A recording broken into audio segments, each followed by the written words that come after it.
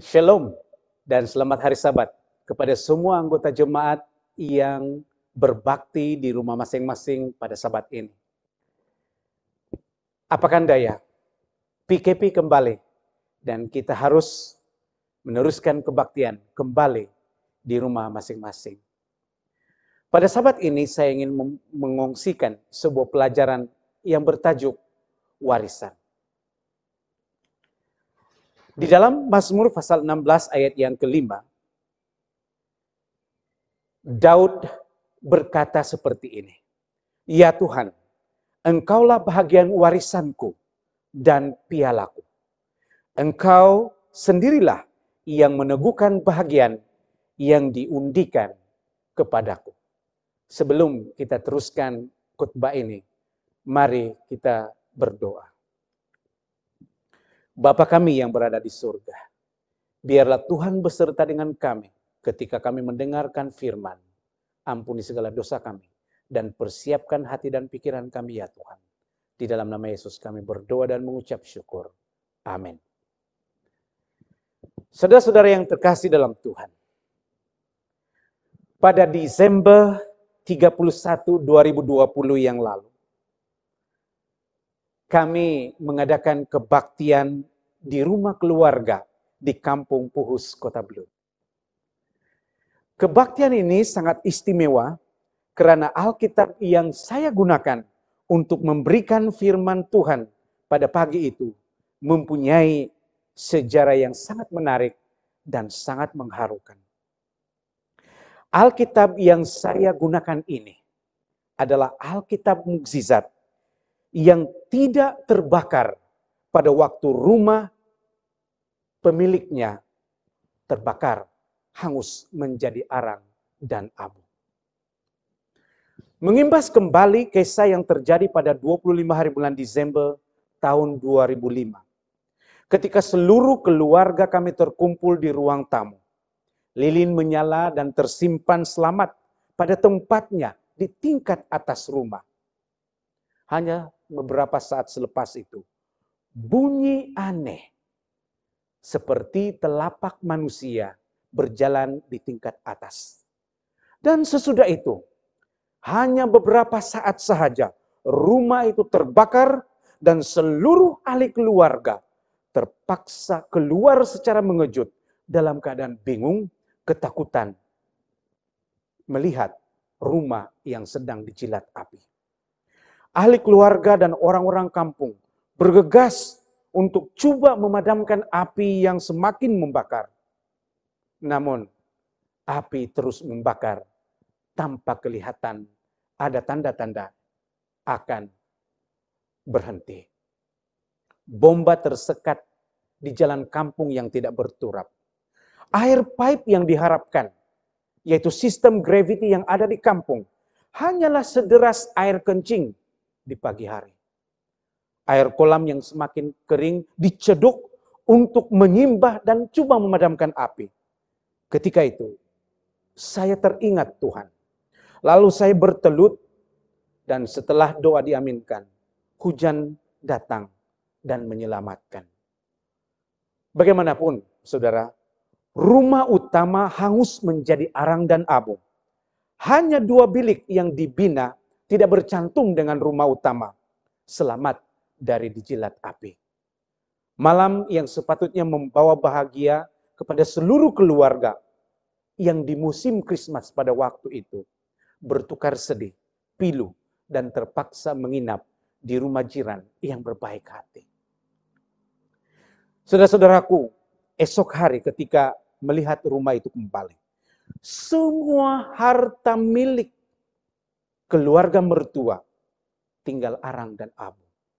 Malah pakaian pengantin dan semua keperluan perkawinan yang akan berlangsung hanya mengira hari ke depan, habis dijilat api, tak berbekas.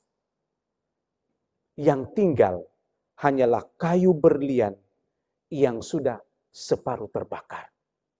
Saudara-saudara yang kekasih, pada waktu itu, suasana hening di kawasan rumah terjadi. Dan apabila ahli keluarga kami menyelongkar dari sisa-sisa yang terbakar, Tiba-tiba seorang daripada ahli keluarga tergamam apabila tiba-tiba menjumpai Alkitab ini utuh di bawah arang dan abu di atas lantai rumah. Dan hanya sedikit melecur pada kulit Alkitab ini. Tetapi dalamnya tetap utuh dan dalam keadaan yang sempurna. Lalu saya teringat pada doa saya. Dan hujan yang tiba-tiba turun.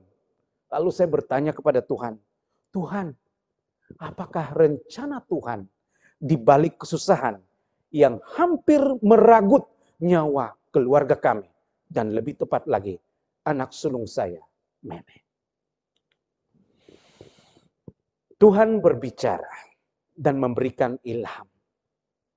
Dan ketika selepas saya memegang Alkitab ini pada 31 Desember tahun 2020 dalam kebaktian keluarga besar kami, peristiwa 15 tahun yang lalu kembali segar dalam ingatan.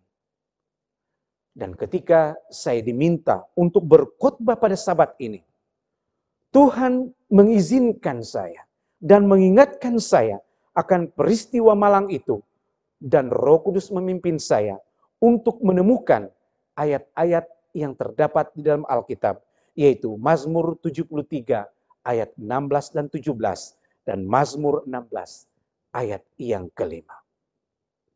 Apabila kita membaca ayat ini berbunyi seperti berikut. Tetapi ketika aku bermaksud untuk mengetahuinya, hal itu menjadi kesulitan di mataku. Sampai aku masuk ke dalam tempat kudus Allah dan memerhatikan kesudahan mereka. Kemudian di ayat Mazmur pasal 16 ayat yang kelima. Di dalam Miktam Raja Daud ia berkata, ya Tuhan, Engkaulah bagian warisanku dan pialaku. Engkau sendirilah yang meneguhkan bahagian yang diundikan kepadaku. Saya mau menekankan ayat pertama di dalam Mazmur pasal 16 ayat yang kelima. Ya Tuhan, kata Daud, Engkaulah bahagian warisanku. Saudara-saudara yang terkasih dalam Tuhan, ketika saya terus dibawa untuk mau mengerti apakah maksud warisan dan piala yang dimaksudkan di dalam ayat ini, lalu saya membawa suatu ayat yang terdapat di dalam Bilangan pasal 18 ayat yang ke-20 yang berbunyi sebagai berikut. Tuhan berfirman kepada Harun, di negeri mereka engkau tidak mendapat milik pusaka dan tidak akan beroleh bahagian di tengah-tengah mereka. Dan kemudian garis bawahi bahagian ini. Akulah bahagianmu dan milik pusakamu di tengah-tengah orang Israel. Kemudian di dalam Ulangan pasal 18 ayat 1 dan 2 dinyatakan, imam-imam orang Lewi, seluruh suku Lewi, janganlah mendapat bahagian milik pusaka bersama-sama orang Israel dari korban api-apian kepada Tuhan. Dan apa yang menjadi miliknya harus mereka mendapat rezeki. Dan di ayat yang kedua, janganlah ia mempunyai milik pusaka di tengah-tengah saudara-saudaranya. Tuhanlah milik pusakanya seperti yang dijanjikannya kepadanya. Apabila saya membaca ayat-ayat yang saya baru bacakan sebentar tadi, saya mengerti bahwa bangsa ataupun suku Lewi, termasuk Harun sendiri, tidak dapat bahagian daripada tanah perjanjian yang diberikan Tuhan kepada bangsa Israel. Tetapi sungguh Tuhan mengatakan, akulah bahagianmu dan milik pusakamu.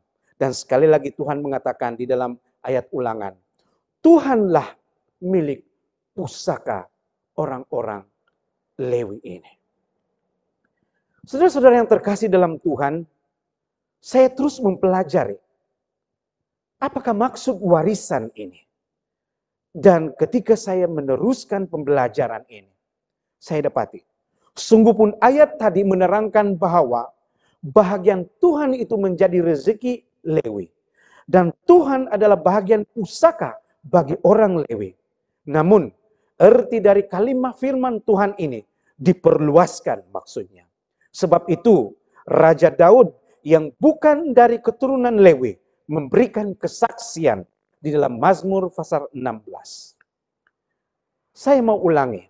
Mazmur 16 ayat yang kelima, bahagian yang pertama. Ya Tuhan, kata Daud, Engkaulah bahagian warisanku. Apabila saya mempelajari mengapa Raja Daud mengatakan bahwa Tuhan adalah bahagian dari warisannya, itu membawa saya untuk mempelajari Yohanes pasal 14 ayat yang ke-23. Dan di dalam ayat ini mengatakan, jika seorang mengasihi aku, ia akan menuruti firmanku, dan Bapakku akan mengasihi dia. Dan garis bawahi yang ini, saudara-saudaraku. Kami akan datang kepadanya dan diam bersama-sama dengan dia. Artinya, saudaraku, persekutuan dengan Allah adalah janji sumber berkat dan kebahagiaan yang pasti. Dan inilah yang dimaksudkan oleh Raja Daud sebagai warisan bagi orang yang mau menerima Tuhan dan firman-Nya. Di keseluruhan pasal yang ke-16, Raja Daud menyatakan tentang dirinya terhadap Tuhan. Dia katakan di dalam ayat yang kedua, tidak ada yang lebih baik bagiku selain engkau. Raja Daud mengatakan bahwa hidup ini tidak ada kebahagiaannya. Dan tidak ada sesuatu pun yang saya dapat katakan baik sekiranya Tuhan tidak ada. Karena tidak ada berkat baginya. Paulus mengungkapkan dengan cara yang berbeza. Di dalam Filipi pasal 1 ayat 21. Dan Galatia pasal 2 ayat 20 dengan mengatakan, bagiku hidup adalah Kristus. Apabila kita menerima Tuhan dan firman-Nya sebagai warisan, hidup kita akan menjadi penuh. Dan hidup kita akan senantiasa memandang kepada Tuhan. Di dalam Mazmur pasal 16 ayat yang ke-8 mengatakan, orang percaya harus mencari dan menghargai persekutuan intim dengan Allah di atas segala sesuatu. Kehadiran Tuhan senantiasa dinantikan. Dan Tuhan akan memimpin dengan begitu setia dan berada di sebelah kanan setiap orang yang menerima warisan ini. Perlindungan, sukacita, kebangkitan lewat kematian, dan nikmat hidup yang kekal akan menjadi bahagian kepada orang yang menerima warisan ini. Hidup yang penuh juga berarti bahwa hidup kita ini tidak akan diserahkan kepada nasib dunia orang mati. Mazmur pasal 16 ayat yang ke-10 menyatakan, hubungan pribadi dengan Allah akan memberikan kepastian kepada orang percaya mengenai kehidupan di masa hadapan dengan Allah. Dan keyakinan ini tidak akan terundur. Yaitu tidak ada kematian kekal bagi orang yang percaya dan berserah kepada pemilik warisan ini. Rasul Paulus dan Petrus menyatakan di dalam ayat yang terdapat dalam Kisah pasal 2 ayat 25 hingga 31. Dan di dalam pasal yang ke-13 ayat 34 dan 37.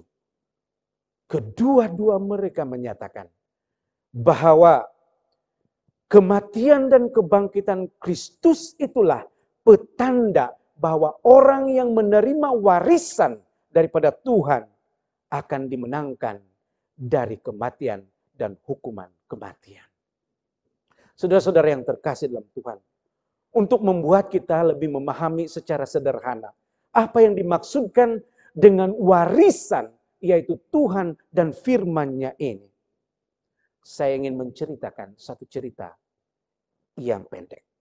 Seorang anak muda menyambut hari lahirnya yang ke-21. Seminggu sebelum hari lahir itu, dia berkata kepada bapaknya, "Ayah, setiap tahun hari kelahiranku, Bapak selalu memberi kejutan, memberi hadiah kepadaku." Kemudian bapaknya katakan, "Iya anakku, tetapi apakah hajatmu menyatakan demikian?" Anak itu kemudian bercakap lagi, "Bapak, untuk hari lahirku yang ke-21 ini, biarlah saya tentukan hadiah yang saya akan terima dari Bapak." Kemudian Bapak itu menjawab, "Apa yang engkau mahukan anakku?" Kemudian anak itu menjawab, "Papa," atau Bapak katanya, "untuk kali ini tidak perlu ada pati. Saya hanya perlu sebuah kereta sport yang punya spesifikasi terkini." Dan Bapak itu katakan, "Hah? Oh, apa? Baiklah anakku." Kemudian Bapak itu melanjutkan kata-katanya, "Tetapi di hari jadimu, ayah tetap akan memberikan kejutan kepadamu." Cerita ini berlanjutan. Pada waktu hari lahir anak itu, dan ketika dia masih tidur, ayah masuk ke dalam biliknya dan meletakkan sebuah bungkusan hadiah sebesar kertas A4 dengan tertulis di atasnya, "Happy birthday anakku." Dan lagi tertulis, "Carilah Tuhan dalam hidupmu supaya engkau akan berbahagia. With love, Daddy and Mommy." Ketika anak itu bangun dan melihat ada bungkusan hadiah di atas mejanya, dia sangat terkejut dan teruja. Dan kemudian dia mengambil bungkusan itu, membaca message yang tertulis di atasnya, dan segera membuka isinya. Hanya untuk menjadi kecewa menemukan bahwa hadiahnya pada hari lahirnya yang ke-21 itu hanyalah senaskah Alkitab. Dalam keadaan terkejut dan marah, tanpa memandang ibu bapaknya lagi, dia meninggalkan rumah dan tidak kembali untuk beberapa masa yang lama. Anak ini menganggap pemberian ayahnya sebagai suatu hal yang kolot dan ketinggalan. Dia merasa begitu malu dengan rakan-rakannya. Dia ingatkan, dia boleh memandu sebuah kereta sport, spesifikasi terkini bersama teman-temannya. Tetapi dia hanya menemukan Alkitab pada hari lahirnya sebagai hadiah. Setelah tinggal dengan teman-temannya sekian lama, ia rasa rindu untuk pulang ke rumah. Karena dia tahu, tinggal dengan teman-temannya itu bukan selesa. Akhirnya, secara senyap-senyap anak ini pulang ke rumah tanpa pengetahuan ibu bapaknya. Dia mengambil keputusan pulang pun tanpa pengetahuan ibu bapaknya. Ketika dia sudah masuk ke dalam biliknya dan melihat semula bungkusan hadiah dan Alkitab yang ada di dalamnya masih atas meja, dia perlahan-lahan mendekati meja itu. Dan dia membuka Alkitab yang ada di dalamnya. Dan ketika ia mulai membelek Alkitab itu, dia dapati seperti ada yang membenjol pada bagian tengah Alkitab itu.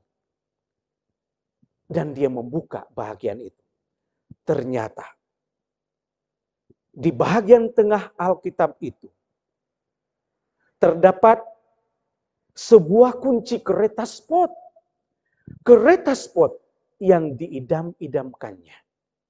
Dengan nota tertulis pada tangkainya, "Sila berjumpa dengan Bapa untuk klaim kereta ini."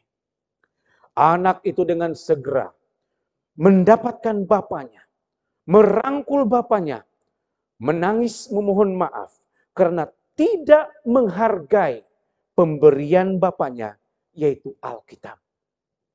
Dia tidak sadar bahwa Bapanya telah mewariskan kepadanya sebuah kereta istimewa di hari lahirnya yang ke-21.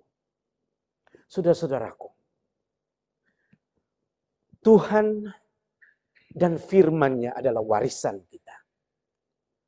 Tuhan dan firman-Nya adalah warisan kita semua.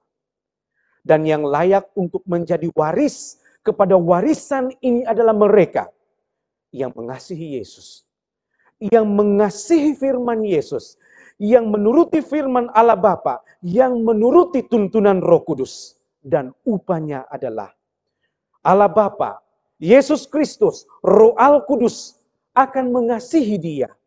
Dan Allah Bapa, Tuhan Yesus Kristus, Roh Al Kudus akan diam bersama-sama dengan dia sepanjang hidupnya. Saudara-saudara yang dikasihi dalam Tuhan. Pertanyaan saya di awal khotbah tadi sudah jelas di dalam message Tuhan ini. Pada waktu rumah keluarga mertua saya, dan pada waktu anak sulung saya hampir-hampir menjadi korban kepada kebakaran yang berlaku pada 25 hari bulan Desember tahun 2005. Yang ternyata adalah Tuhan telah melakukan mukjizat. Dan mukjizat itu adalah Alkitab ini, firman Tuhan. Utuh, tidak terbakar. Dan message-nya adalah bahwa sekalipun harta dunia ini boleh lenyap, tetapi Tuhan dan firman-Nya adalah warisan bagi keluarga besar kami.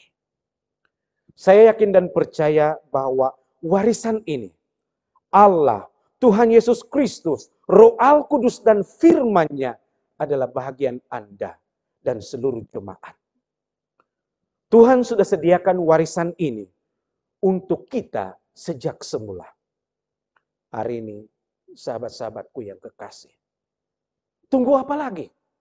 Tuntutlah warisan ini hari ini juga. Dan jangan pernah menanggung untuk mendapatkan warisan yang Tuhan telah sediakan kepada Anda sekian lama.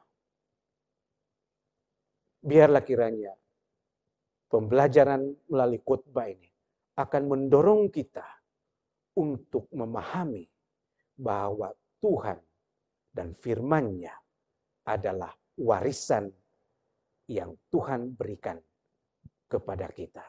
Mari kita tunduk kepala dan berdoa. Terpujilah nama-Mu ya Tuhan, karena Engkau mewariskan kami Engkau dan firman. Di dalam nama Yesus kami berdoa dan mengucap syukur. Amin.